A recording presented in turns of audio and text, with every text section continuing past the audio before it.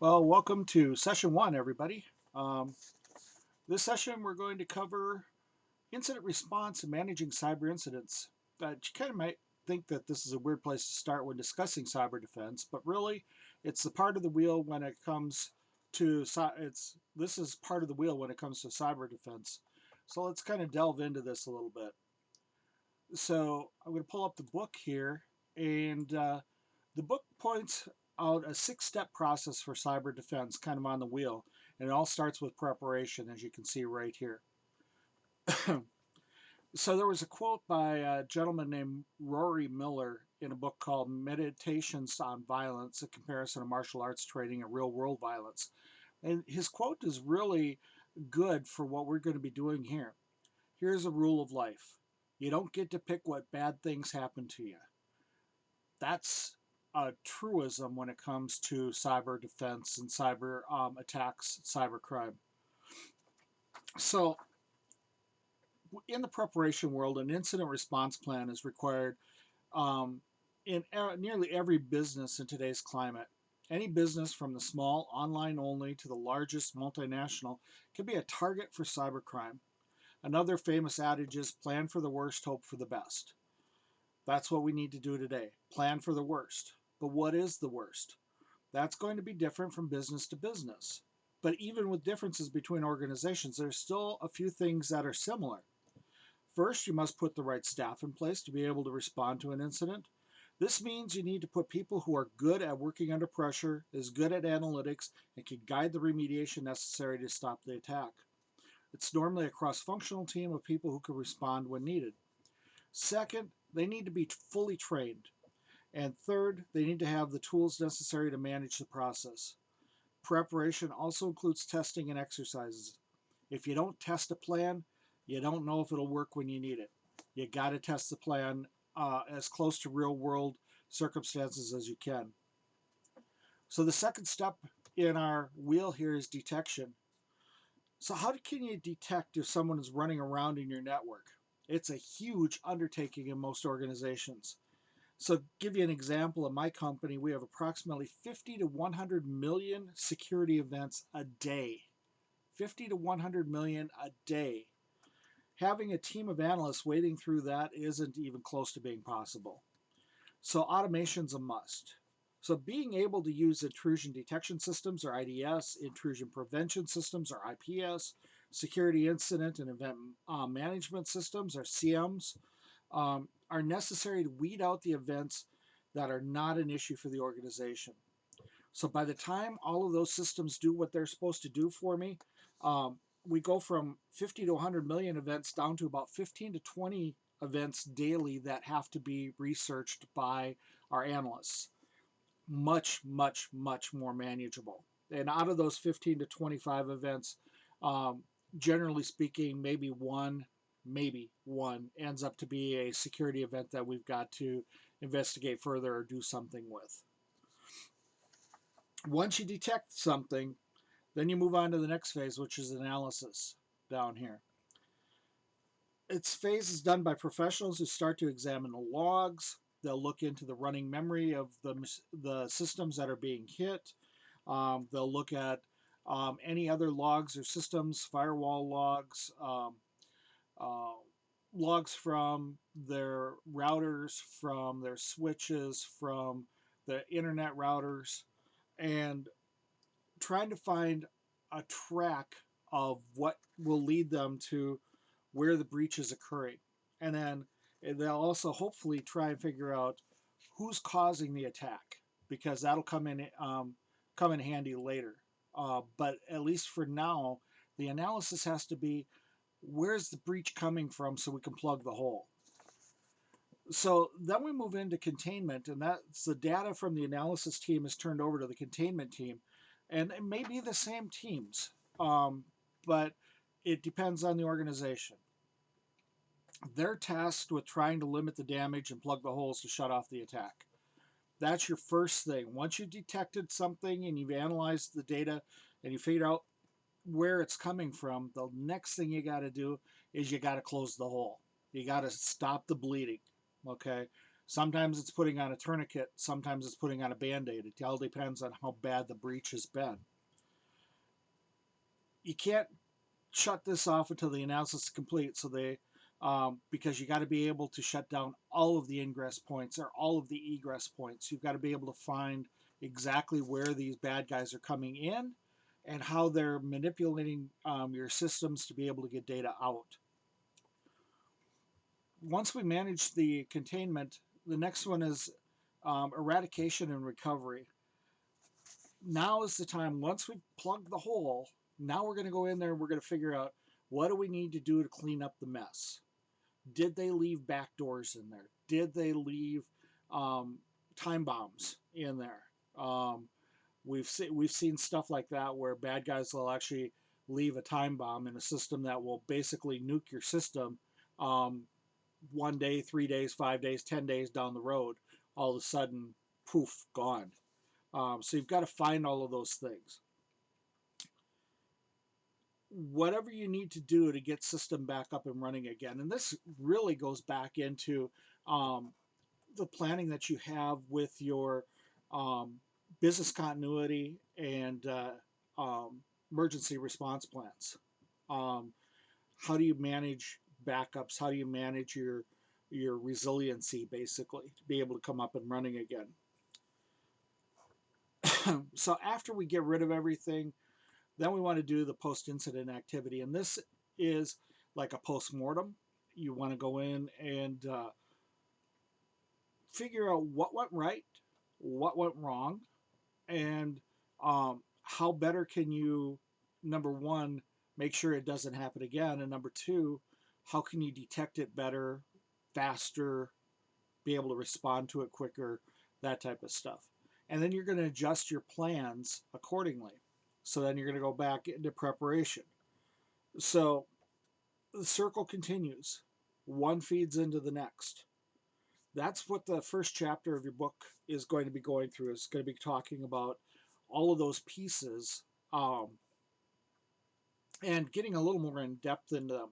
So I'm not going to spend a lot of time on it. The second chapter of the book discusses managing cyber incidents. Um, so when you get into the managing of the cyber incidents portion of things, um, you're going to look at engaging the incidents response team, which we just talked about in the first chapter. Putting in crisis communication. Now, this is a really important piece, and I just got done teaching a strategic communications class, and um, part of incident response is being able to send out communication to management, upper management, the board, if you have a board of directors, to law enforcement if necessary, to federal regulators if necessary, to customers if necessary. You've got to be able to get really clear communication out to these groups. You're going to get into investigating incidents on how investigations should take place or can take place, incorporating containment strategies. What different ways can you uh, basically cordon off the bad guy? The one thing you don't want to do is turn off the machine that is having the attack done to it. Okay, you want to disconnect it from the network, get it off of your network or whatever, but you don't want to turn it off because you need to be able to do the analysis on those machines and be able to figure out what did they do? Did they leave anything behind? How can I keep this from happening again? And then the last part you're going to talk about is getting back to normal, eradication and recovery. What's it going to take for us to get back to operations and making sure everything is working correctly? So that's what chapters 2 is going to go through. Um, so again, everything builds. It's very additive here. So understanding incident response in chapter 1, going into managing cyber incidents in chapter 2, and then you're going to get into down the road. You're going to get into digital forensics next week, and so on, evidence acquisition, and All of these things feed off of the prior. So make sure that you understand, um, have a good understanding of chapter one before you start moving to chapter two, okay, and so on. So what are you going to have to do this week? So first off,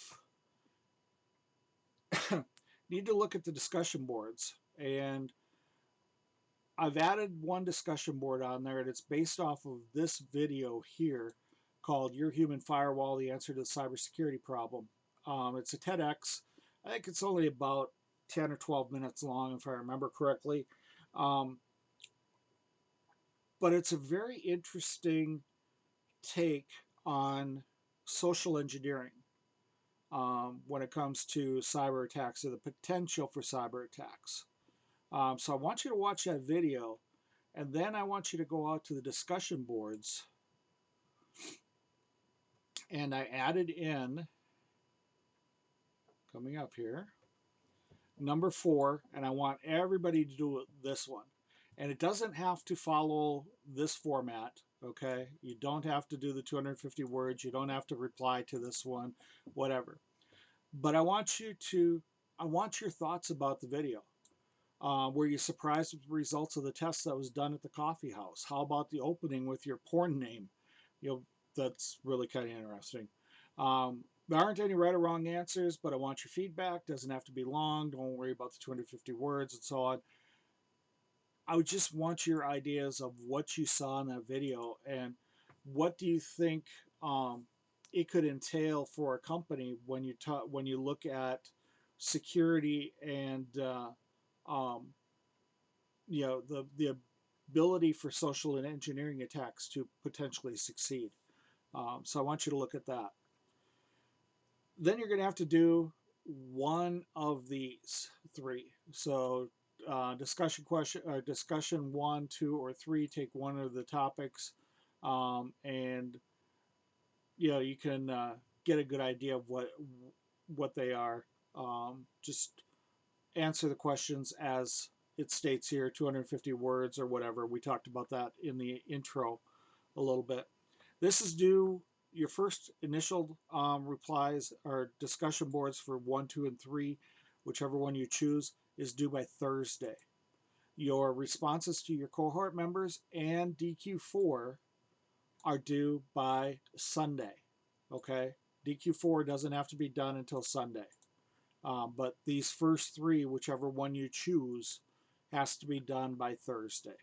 Okay? Hope that makes sense. Then for your assignment, when we pull this up here, and I think I talked about this in the intro a little bit too, um, I need you to conduct some research on a major security incident in a corporation in the last 10 years. And I mentioned some of those possibilities for you. You need you to document the following stuff. And then, again, I mentioned about the citations, 2 scholarly and 3 from legitimate resources. Um, if you can't find anything that's recent in a scholarly, uh, don't worry about it. Um, the only real journals that I know of are like the ACM, the Association of Computing Machinery. Um, beyond that, there really isn't a whole lot for us um, from a security standpoint. 6 to 10 pages, whatever it takes you to get it done. Just get it done for me, and that's due by Sunday. All right. Um, let's see here. That's all you got to do. Discussion board and the assignment, and I'll turn around and get those back to you.